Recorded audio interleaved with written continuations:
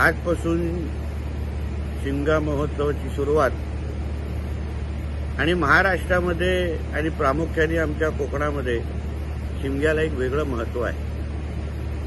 आणि यावर बोलत असताना संजय राजाराम राऊतनी शिमगा हा धार्मिक आणि सांस्कृतिक सण आहे आणि महाराष्ट्रामध्ये ज्या पद्धतीने आरोप प्रत्यारोप होत आहेत, खालच्या पातळीची टीका होते आहे, त्याच्यामुळे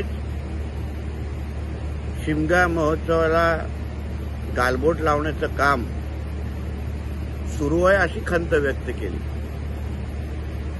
आता रोज सकाळी उठून महाराष्ट्राचं वातावरण खराब करण्याची सुरुवात कोणी केली? कोणी वैयक्तिक आरोप प्रत्यारोप सुरू केले, कोणी पत्रकारांच्या माईकवर थुकण्याचं काम सुरू केलं, कोणी केंद्रीय मंत्री असेल, भारतीय जनता पक्षाचे आमचं नेतृत्व असेल, यांवर वैयक्तिक आरोप आणि शरीरावर आरोप सुरू केले।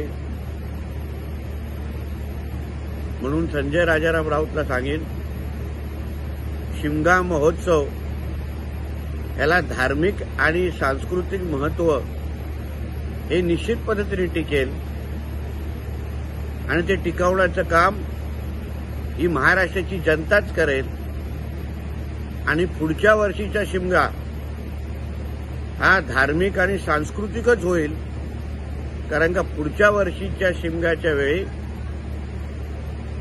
संजय राजाराम राऊत हा आर्थरोड जेलमध्ये बसून शिमगा महोत्सव साजरा करेल एवढा ठाम विश्वास आहे। म्हणून पुढच्या वर्षीचा शिमगा हा कुठलंही दूषित वातावरण न होता, शिव्या शाप न देता धार्मिक आणि सांस्कृतिक व्हायला परत सुरुवात करेल एवढा ठाम विश्वास या निमित्ताने व्यक्त करतो।